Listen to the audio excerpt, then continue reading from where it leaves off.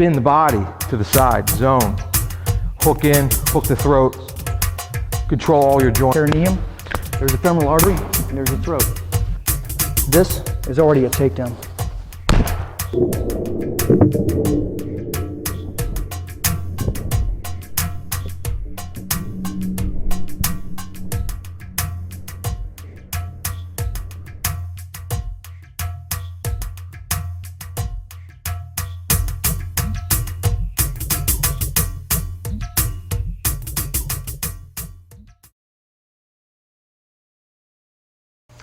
We're going to talk about the Kerambit.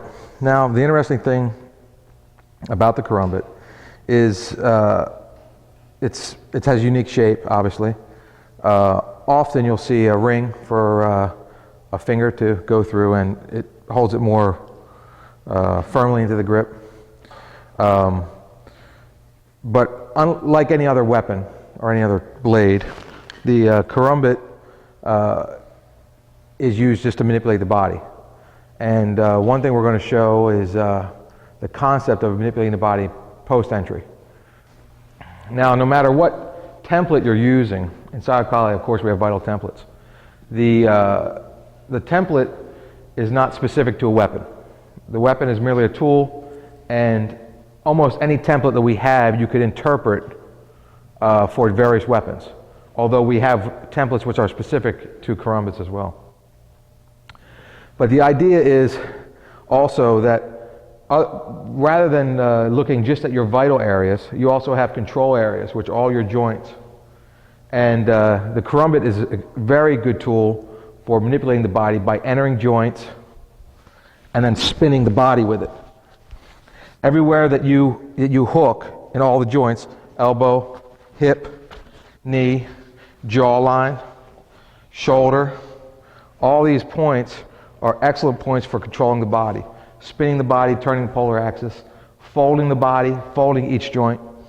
And because the Kerambit is often much smaller than this, I mean this would be a medium to large size Kerambit in relationship to my hand. Many times the Kerambit will be small enough to actually fit along the arc of the palm. So it would be small enough to be covered just in this area. As the ring was on my finger, you can see that this one's larger than that. And the advantage of that is when it's drawn, it can be drawn and hidden in the hand, and all you see is a ring. You would actually see no tip. So right away, when you make your entry, you can hook into a joint, spin the body to the side, zone, hook in, hook the throat, control all your joints. You can enter into the spine. Once the hook enters, it will actually be a control point. And one of the main principles that the Kerambit is very, very good for is controlling the body through those control points. All your takedowns and all your grappling on the ground will be greatly enhanced by the ability to use the Kerambit in that way. You also can go into any joint and it will lock in. Like if I hook into here, I can go into the center of the joint with the point. I can hook in between the bones of the wrist. I can hook into the jawbone, and it will actually go through the bottom palate in and hook. I can go through one ocular cavity, through behind the bridge of the nose into the other. It's extremely good for separating vertebrae, and the look of the Kerambit is very much like a tooth. And a lot of the large predatory cats will attack the vertebrae, and with their canines, which are actually shaped very similarly, they will actually sever the spinal cord to do a kill. And for our sensory removals and for a lot of the dry takeouts, the Kerambit is very suited for entering in underneath that vertebrae and puncturing through the bone into the spine. So, and also that you have a great puncture ability even through the skull, even more so than you would with a straight knife, because of the way it's held in the hand. And you're not going to ride up on this blade. If you were to look at a standard blade, there's always a chance that I'm going to do this on any kind of thrust. There's always an opportunity for that to happen. But you can see when I puncture here, there's no way my hand rides up on that blade. So I could come here and puncture right through the top of the head. I can come here and puncture, and I can hit with as much power as I have. There's no chance of me riding up on my blade. So with those concepts, you can see that the Kerambit is uniquely suited for various types of post-entry techniques and certain types of close quarter techniques. So what I'd like to talk about right now is the characteristics of various Kerambits. Okay, this is about a medium-sized Kerambit. They come smaller as far as farm implements would be. It would come very small. Okay, as far as more covert, more easily hidden Kerambits would be, more hidden inside the clothing and in the palm of your hand. I like the size Kerambit because it is a generic size Kerambit. You can generalize this Kerambit to larger and smaller Kerambits, and it's easier to work with because of its size. Basic things I like to make understood about a Kerambit is that it is not a dueling weapon. Okay, you can't really block with a Kerambit. You can't duel or fence with a Kerambit. Okay, the strength of a Kerambit is its stealth, its speed, its stealth, and its maneuverability. Okay, and its ability to move into tight spaces and exit out where a lot of other blades can't or would get stuck in the process of doing.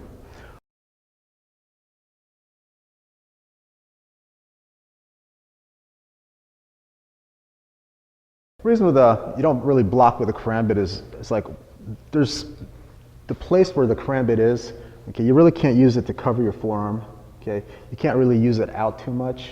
Okay, unless it's a fairly large Kerambit in order to block anything. I mean, it's a curved blade, so it's hard to, to block or to cover yourself with. That's one of the major reasons we don't use it for a blocking instrument. All right. Also, it's hard to use it as far as looking for a flat spot on the blade to use it for an augmented or power assist.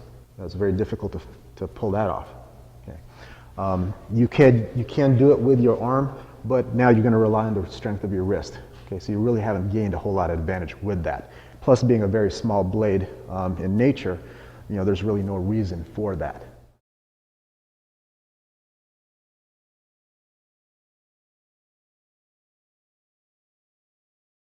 The Kerambit is made for close range, right? If you're at a distance with a Kerambit, you want to figure out some other way to close that gap, right? You may use some other type of stimulus. You may use another weapon if you want to. The best thing, though, is use the Kerambit when you're in close range, because that is the strength of the Kerambit. As far as disarming the Kerambit, it's very hard because it is a ring. There is a ring there, so you can't use a lot of percussion hits on a Kerambit player, because even if I open my hand, the Kerambit isn't going anywhere. Okay. Also, with grabs, trying to mobilize the Kerambit. Okay, it's easy to flip that Kerambit up and cut. Okay. Another one of my favorites is once the grab occurs here. Okay, I just do a little flick. Oop. See, it works even with a trainer. Okay, and what happens is, as soon as he catches it, I just flick the Kerambit up and pop. Okay, and that puts a nice little cut. The thing about this particular cut, okay, is that the point enters first, and chances are it's gonna cut into the bone or chip the bone. If you've ever seen anybody with a bone chip, the hand swells. It swells fast. Okay, so the pain is there. So just by the fact that I'm going to give him a little bit of pain, he's going to loosen up. Okay, if he doesn't loosen up or just loosens up a little bit, I just give him a little pop right here.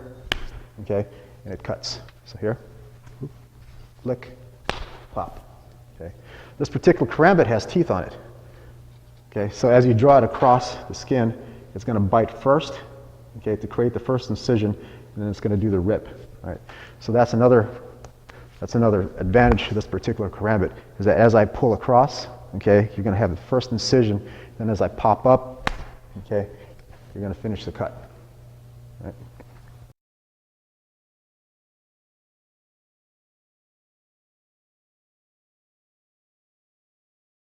We're going to go into some basic cutting patterns with Kerambit. All right. Basic cutting patterns, everything is set up in a series of triangles. Okay, the body is a series of triangles, whether it's vertical, horizontal, okay, or diagonal, it doesn't matter. The first triangle that we do, okay, this is a triangle by itself, right? Down here, this is a triangle. Here, is a triangle. And inside the body, as the rib cage is sets up, okay, that is a triangle here. Right? So we attack it in a 3-count pattern. All right. The first part that the first entry that we do, okay, is a 3-count here. 1, 2, 3.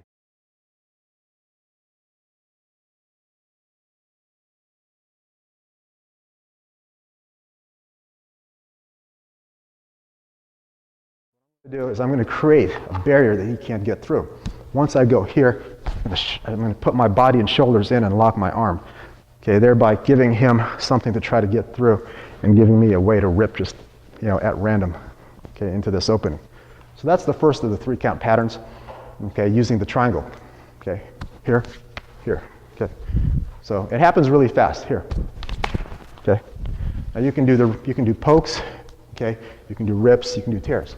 Okay, but my main objective right here is to enter center line and rip that throat out.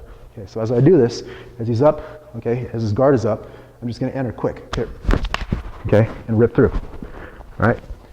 My hand is always going to be across here, just in case, even if he tries to headbutt me, he's still going to have momentum. So if I cut him, there's still going to be momentum because he's moving forward. So I'm going to keep this here, okay, to protect myself. All right. Plus with a hand here, okay, I can always move into another series of cuts. All right. So that's the first of the three patterns. Okay.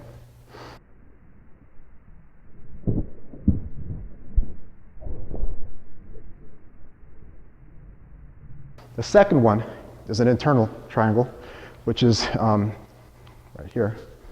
Okay, it's a left, right, and up. Okay, it could be left, right, down. Okay.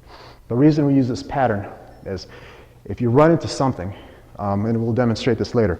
If a Kerambit runs into something, it's going to bite in, all right? But by the sheer fact that it's like a key, you can wind the Kerambit, and it's got a lot of torque and a lot of leverage.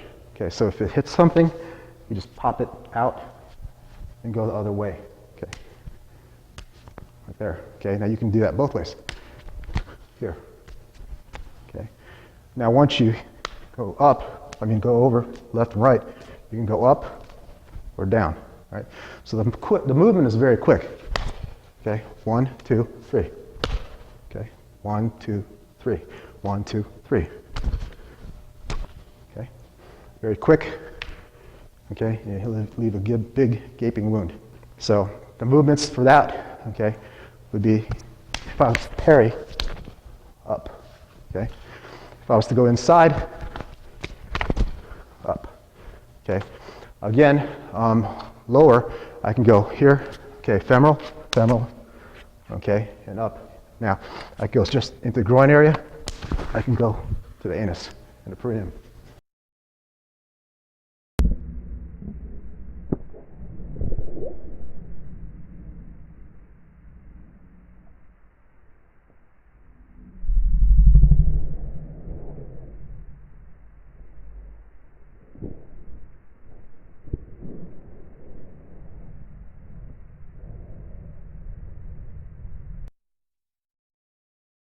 The next section would be in here, okay, right there, okay. Actually, we're going to hit it from here, okay. I'm going to tap here, okay, and then we're going to do what we call an S cut, here and here. Now, I pluck more with the S, okay, because you're going to run into clothing, you're going to run into those pesky little things they call bones, you're going to run into gear. So what we're going to do is we're going to pluck, here, okay. The movement, again, okay, it's very fast, right? So off of a punch, here, okay, it's done very quickly. One more time, okay, let's see. So it's all plucking here. I pluck at the brachial, I pluck, okay, a blue worm, right? So to move into this, okay, I'm going to pass, okay, and I'm always going to bridge this arm, right? Because if he has a blade in this hand, okay, if I was to just cut, he's still going to have momentum. That momentum is going to carry that blade or whatever weapon he has into me. So what I'm going to do is I'm going to check it here first. Okay, once the check occurs, here, and I can do my cutting. All right, one more time, check, here, do my cuts, right? Once again, just moves me back into position to where I can come back with another series if I need to. So those are the basic triangles using for the Kerambit. Sayak Kali Kerambit Template 1 of 12.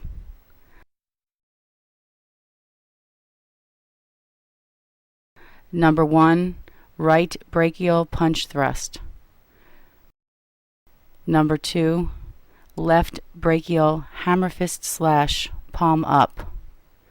Number 3, left jugular hook palm down. Number 4, right subclavian arcing thrust. Number 5, partial blue worm left to right palm down. Number 6, abdominal aorta gouging thrust. Number 7, right carotid diagonal slash. Number 8, left carotid hook palm down. Number 9, partial blue worm left to right palm down. Number 10, right femoral hook palm down. Number 11, left femoral hook palm up. Number 12, rip cut, extended grip from anus to groin.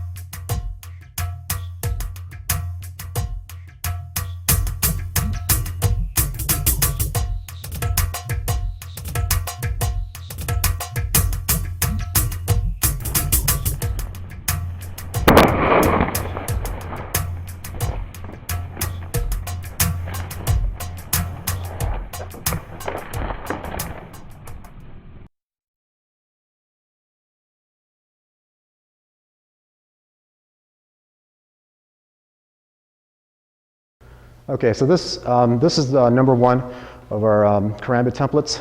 It's a 12 count template using the Kerambit. So the first 3 moves, okay, will be brachial, punch cut to the brachial, okay, rip cut to the other brachial, and another cut to the jugular. Okay, so 1, 2, 3. Okay.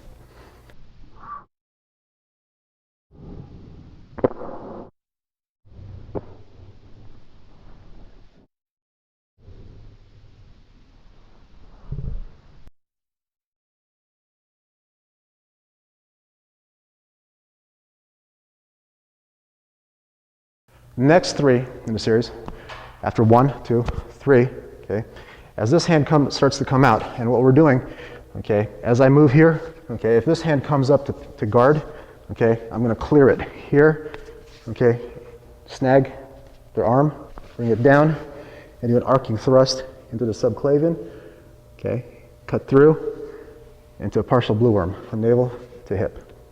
Okay.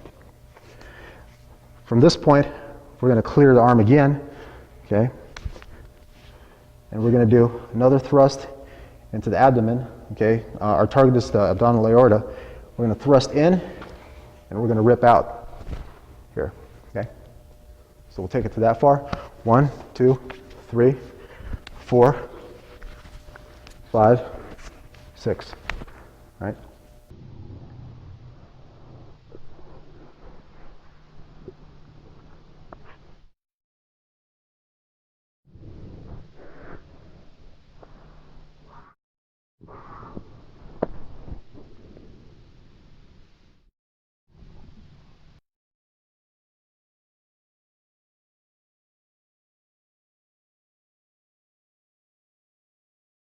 After number 6, okay, we're going to clear again.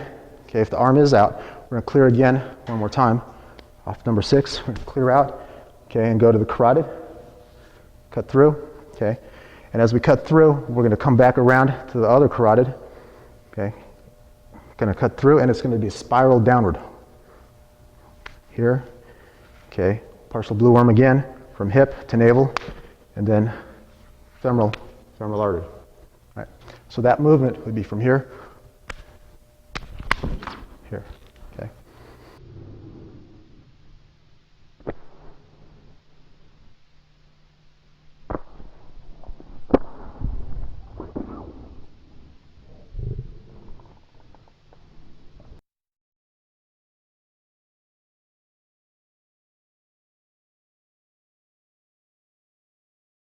The last 3 movements start, okay, here, okay, at 10, 11, and 12, out. Okay, so I'm going to cut femoral, I'm going to extend the grip, and cut from anus to perineum to groin, okay, all the way through, and up, okay. Notice, it's not a spin, okay. As I extend it, okay, I just bring it back to the original grip.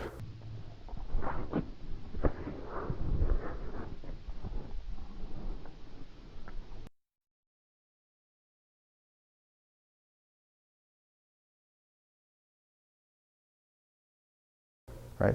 So as the template goes, okay, as I enter punch cut, okay, jugular, clear through, pull down, arcing thrust, subclavian, partial blue worm, clear again, clear again, okay, thrust into abdominal aorta, rip out, clear, okay, carotid, partial blue worm, femoral, okay, and groin area.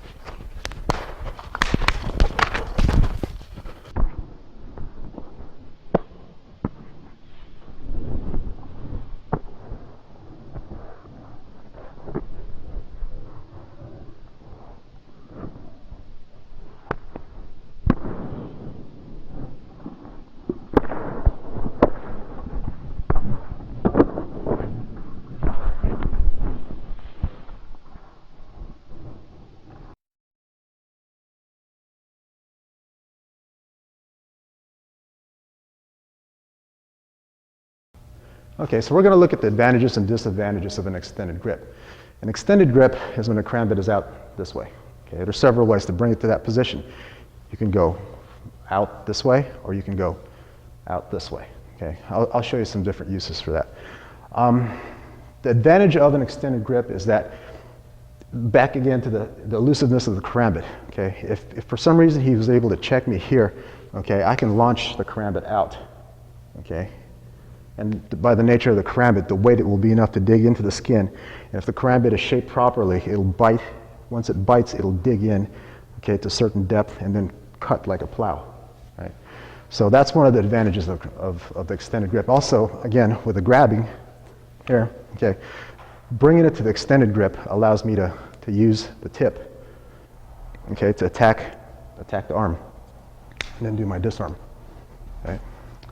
Also with extended grip, okay, I can have a little bit more reach, okay, even without being all that stealthy. Okay, I can use it, okay, to slice and cut and with a little bit extended reach. Okay, there's ways to deploy the karambit properly and not to. One way to deploy the karambit, okay, if I'm here and I can't move, that's fine because all I need is a little bit of a bite, okay, just enough to dig through the skin and, you know, hit the bone. Okay. Now, if I was to do any really damage, okay, right, let's say I'm here, okay, this is a bad time to send out the karambit because I'm not going to have any power behind it, right? If you really want to dig with a karambit, okay, you're just going to use it like this, okay? You can hear the whip. See it? Can you hear that whip? Okay. Another way is to send it out this way. Here. Okay.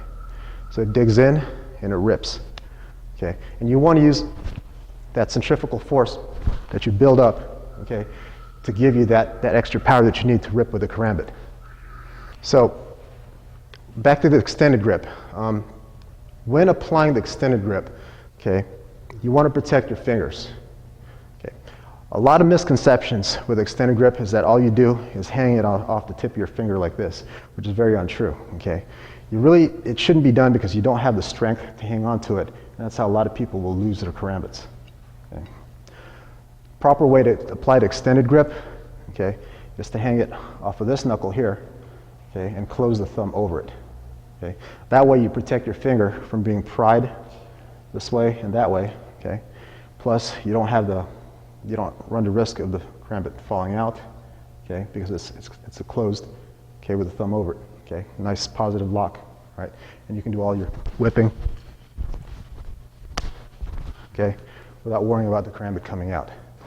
As far as spinning the karambit like this, there's really not a whole lot of purpose for that, okay, outside of just being for show or just looking cool, right? No real reason for it because the fact that you're spinning it means you have to take the thumb off of it, so you'll lose your positive grip, okay? Also, it's hanging off of this part of your finger, okay, so it's not a whole lot of chance. I mean, there's a lot of chances for you to lose the karambit. Plus, you're not going to be able to generate enough power like a buzzsaw or anything to, you know, do any real damage, okay? The only reason it looks like it's spinning is sometimes it goes out and comes back like that. See?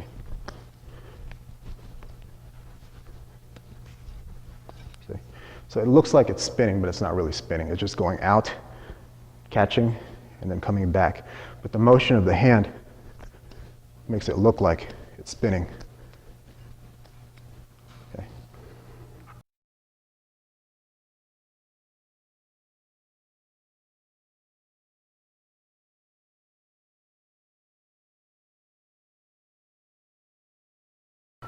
Okay, so up till now we've been using the karambit in the reverse grip position.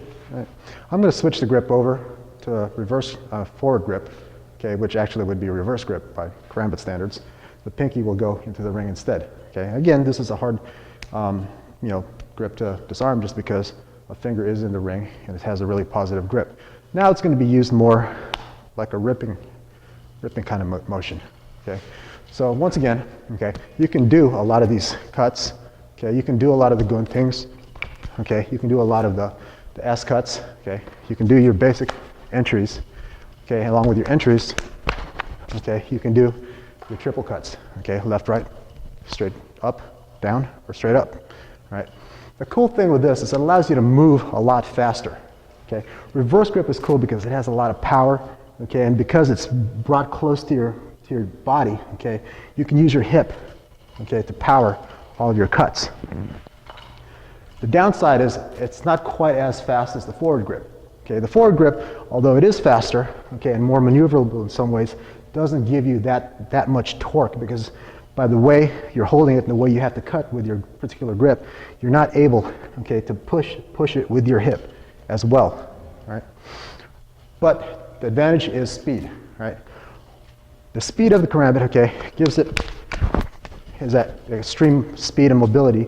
Okay, you can enter, okay, and cut in. What I do is a little bit of a timing, what kind of called timing drill. Okay, so what I'm going to do, okay, I'm going to do a basic entry, okay, and I'm going to target certain areas. I'm going to enter, okay, and I'm going to target certain areas, okay, as I do my cuts. All right, so here, once again, okay, I do my basic entry and start my cutting.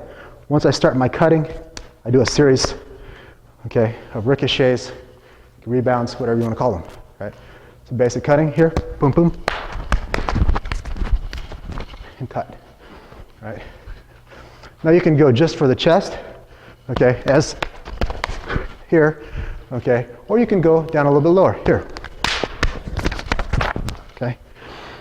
You can go down low, or you can go to the behind the body, right? The point is, using a series of rebounds, checks, okay, we can maneuver the body, okay, and get our multiple cuts.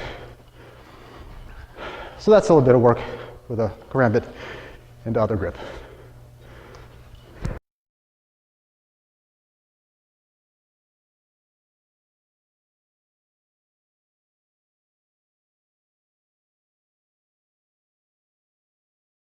All right, so there's no rule that says that a lot of the techniques that we're applying right now can't be done with a regular blade, right?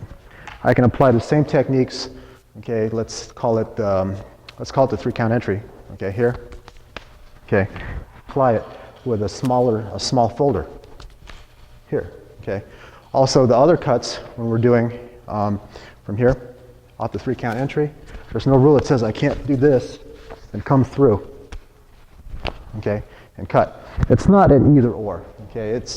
We're using the concepts that best exemplifies the abilities of the Kerambit, okay? Not so much techniques that can only be done with a Kerambit, right? So now we're going to go ahead and play around and throw a couple of techniques in here and show you how the Kerambit moves, all right? First one is that basic S cut, okay? Okay, so the cutting is done very quickly here, okay, and cuts back up. So I'm going to go brachial, femoral, okay, and back up, okay. The inside entries right here, okay, oops, okay.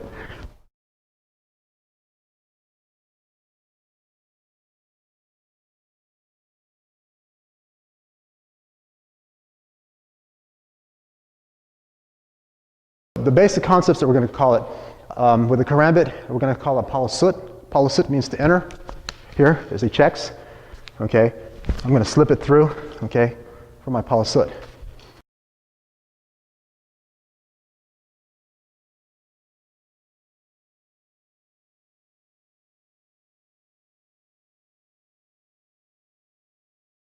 The palabas, okay, is I'm going to let it out and cut.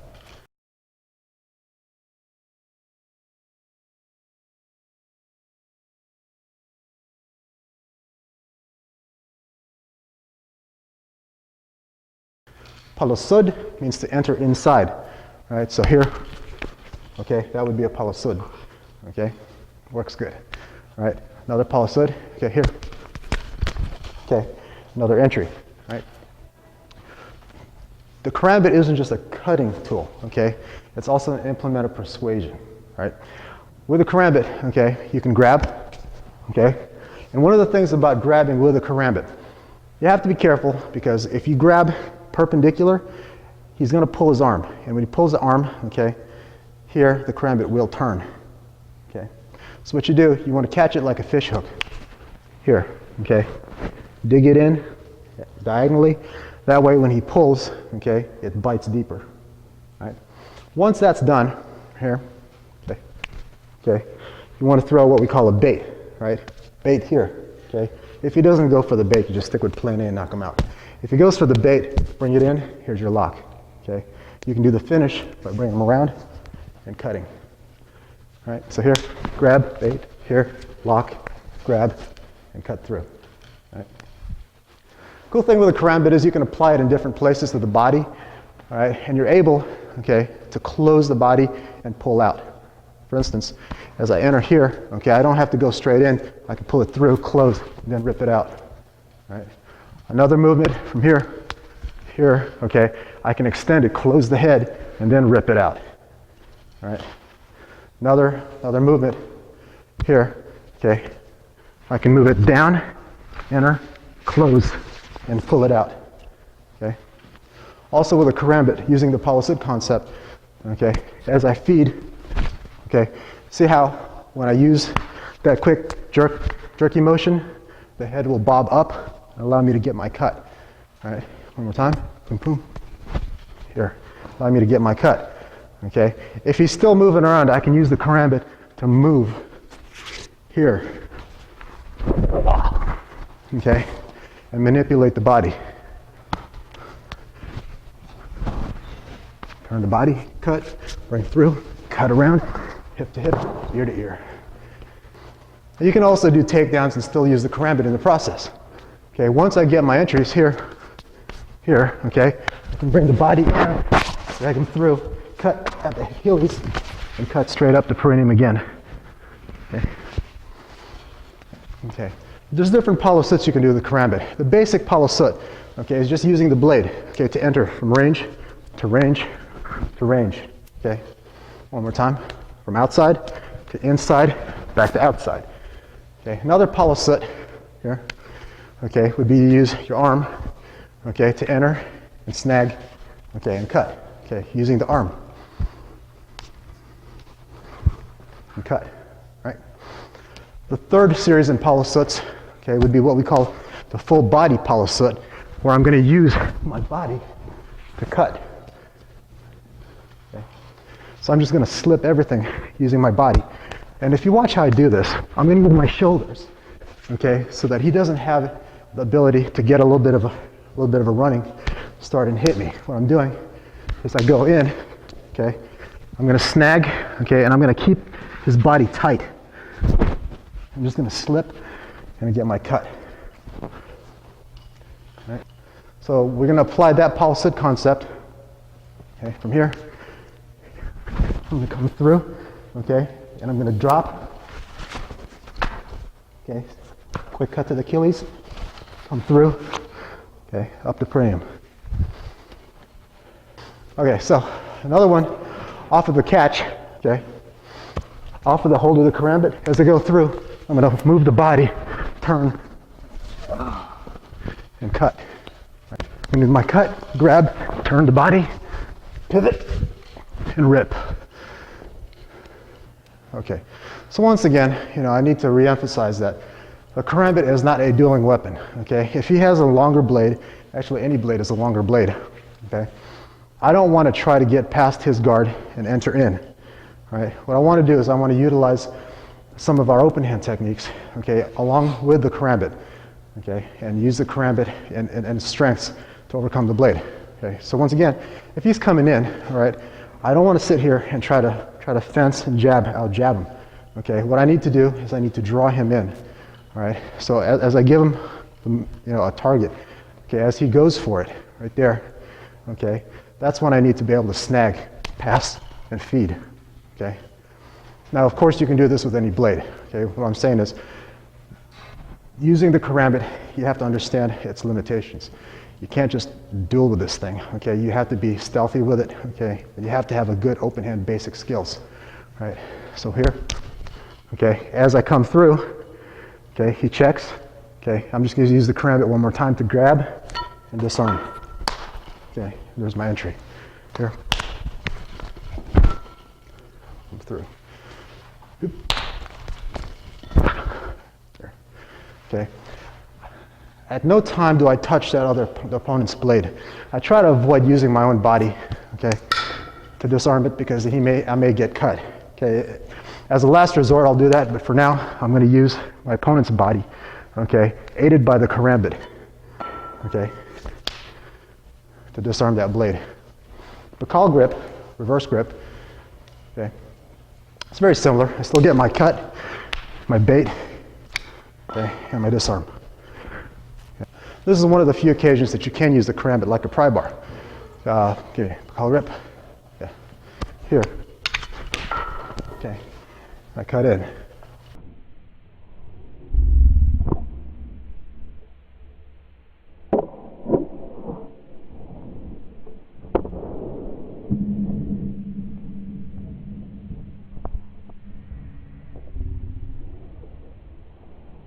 What I'm going to do, just like you would pass and cut like a gunting, what I'm going to do is I'm going to catch it, okay, and disarm.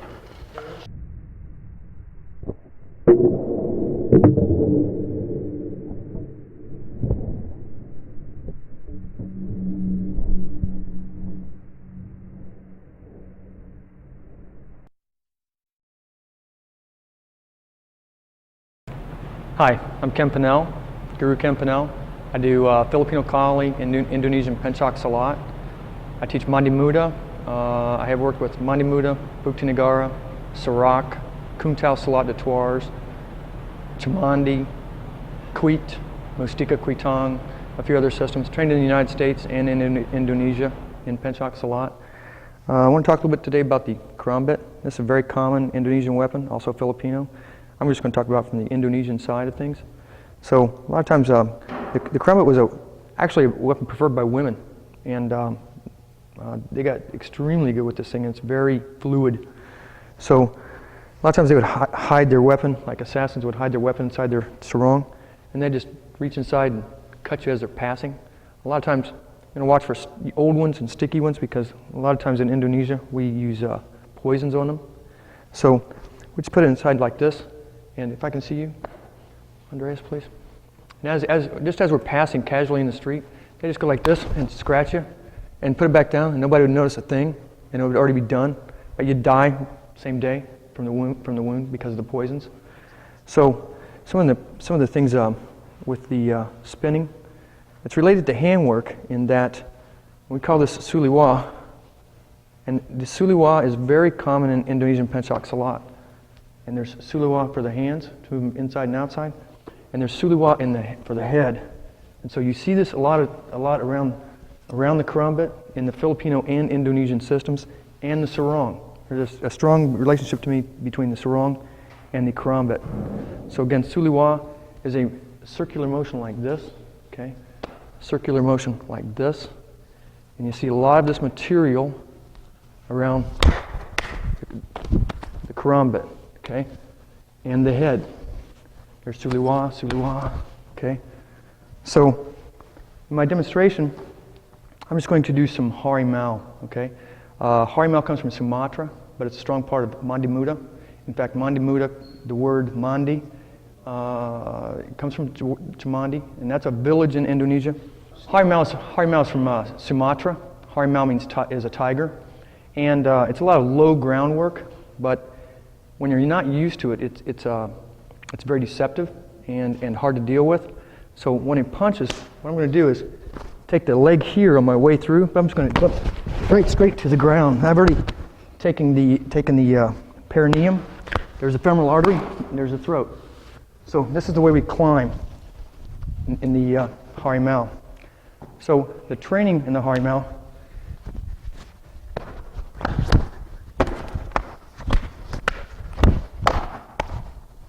is a lot of low work, and the Kerambit is just constantly flying.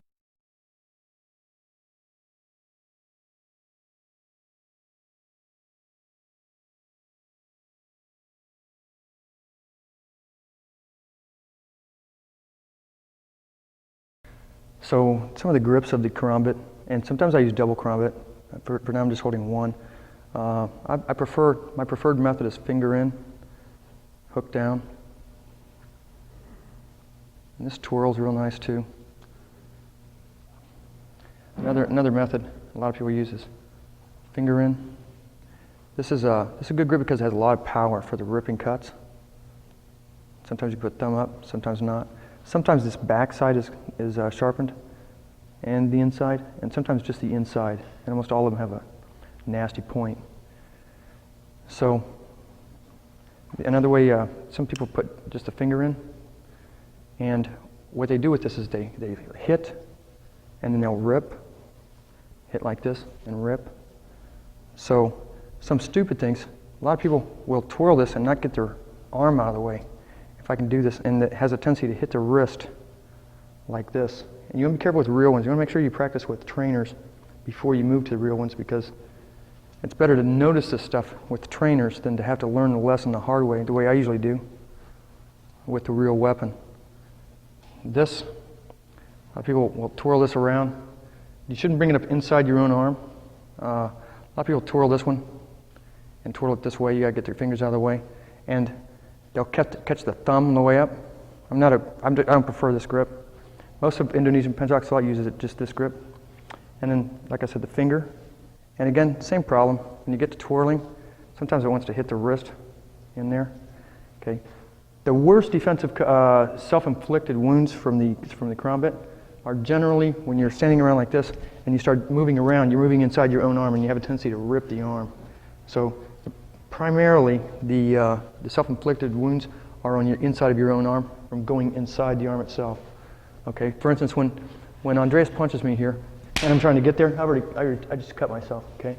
So we have a tendency to just keep it oriented on them. And now I'm kind of doing some collie stuff here, and now I've moved off to the silat. Okay, so again, we use a lot of the suliwa material here. This is just passing his head. This is ripping out the spine, and this is all standard pencaksilat silat based in jurus.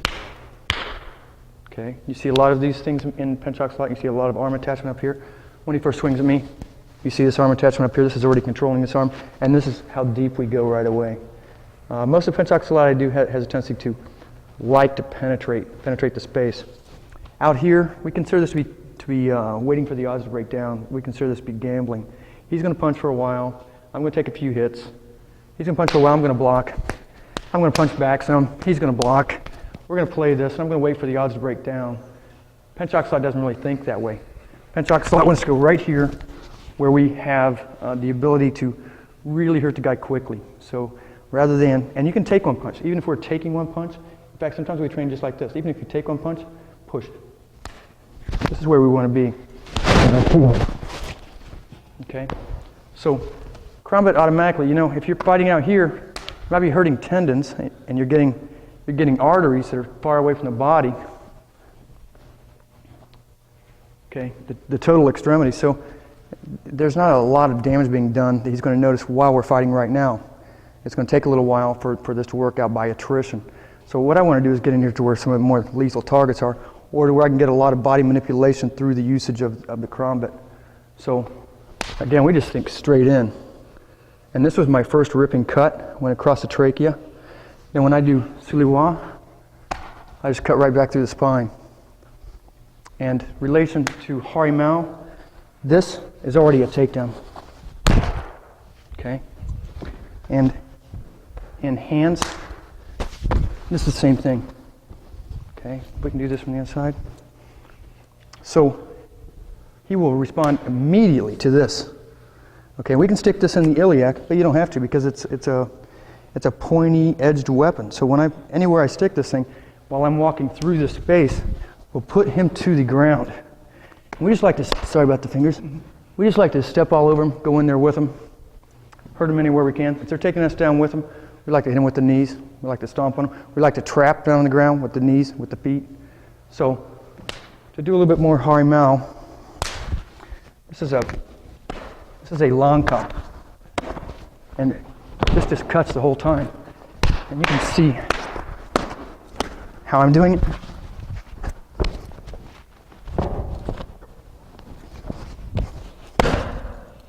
Okay. So, Andreas, thank you. Thank you.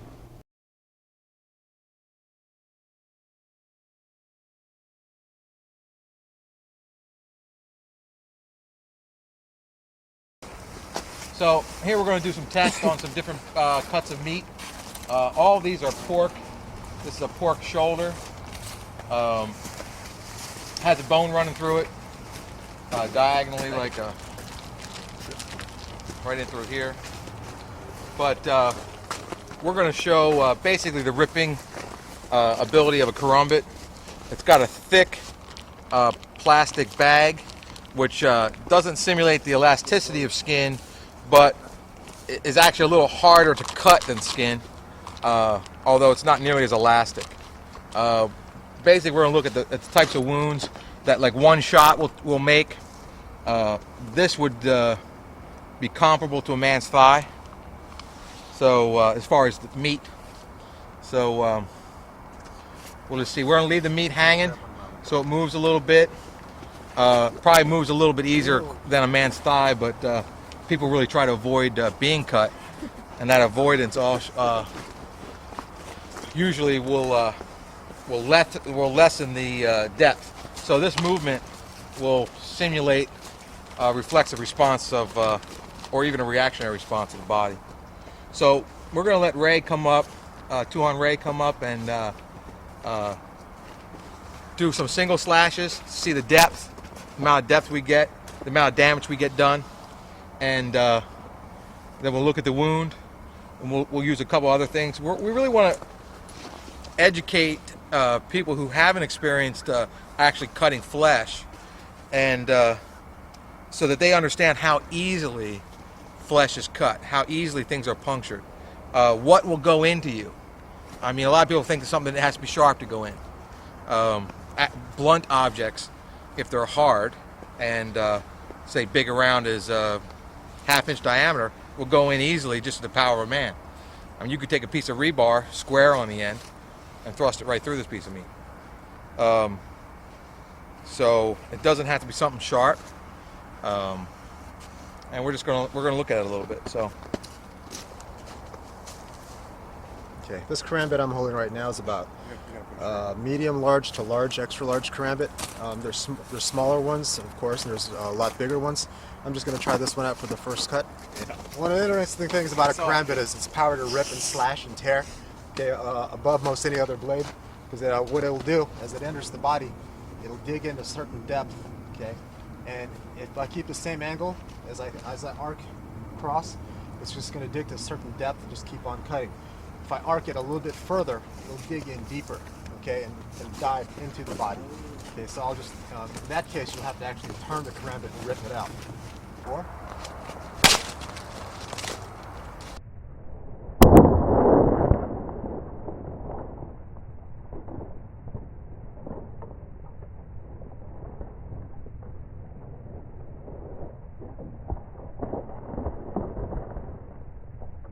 okay.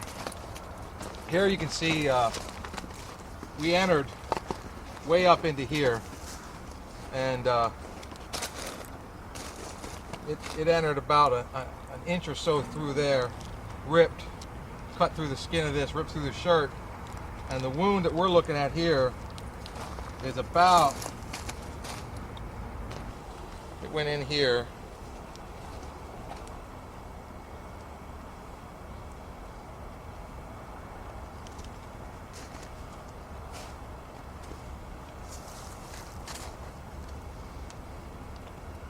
Probably went in about an inch.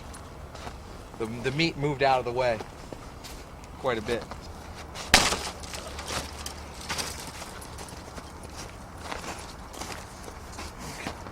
You can see that the shirt is really doesn't hold it back at all.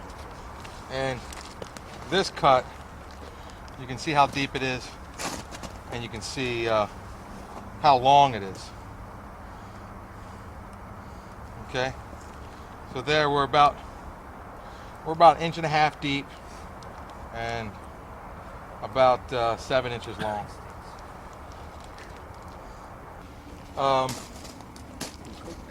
So there you're looking at you know, the Kerambit and the way it slashes and hooks in. If you were to look at this same cut with a blade that didn't hook, like if we look at it, we see the shirt really offers no resistance. And if we slash it with a folder here,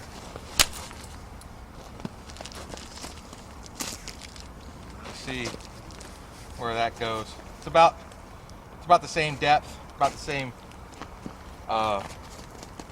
length of cut. So we'll have Ray come up and hit another shot through here.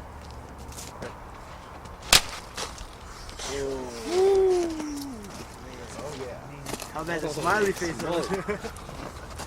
You see this? This cut was about 4 inches deep, about 8 or 9 inches long. Yeah. This would have really severely injured someone if you hit them with that. Severely injured. That's extremely deep cut and extremely clean. There's no ripping of the flesh. So I'm just going to insert the Kerambit in here. All right. You can see as it goes in, I turn and I can rip out in that manner. I'm just going to slide the Kerambit in. Okay, see how easily it just slides in all the way through? Okay, what the Kerambit does is as it goes in, it slips in, and see how it turns? Okay, as it exits, I'm going to exit this way. As it exits, okay, you can see how it cuts as it goes out. Right. So, I'm just going to slip it in, nice and easy. There it goes. Okay, and watch how it cuts as I pull out. Well,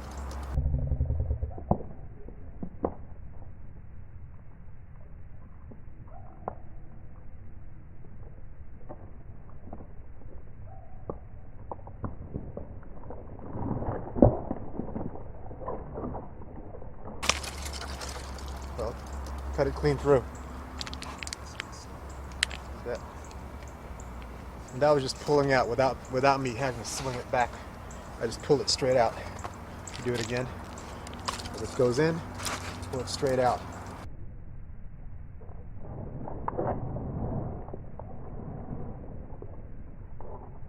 Pull it straight out. There's another cut. There's a good chunk of bone right here. You can hear it.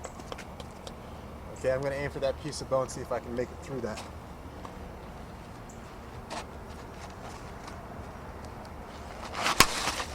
Ooh, nice. Something fly off? Yeah. Piece of bone? Oh, yeah. Look at this. Is that it? Yeah, go through. No, this side you cut, right? You see that this bone is cut. See that bone is cut right there by the Kerambit. That's the rib bone cut there. That's a big piece of bone right there.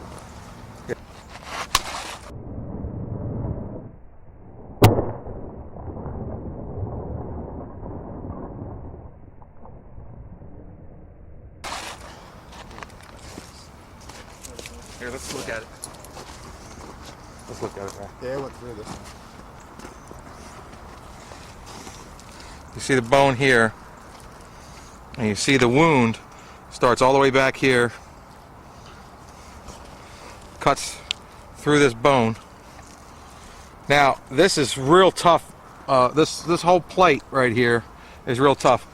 Ray, why don't you give us a puncturing cut right up in here, just so we can see if we can get through this big bony section that runs back in there. Here, there. You see that now? That's in just past the bone here. Okay. Now turn it down and rip out hard.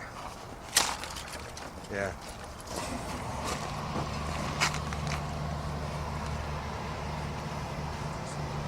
You see this?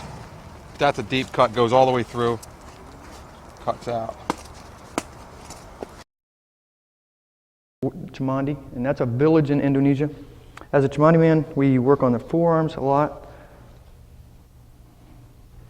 Cut. I messed all that up.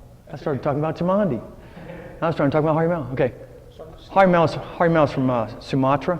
Coming out, right? Spinning the Kerambit, okay, there's really, see what I mean?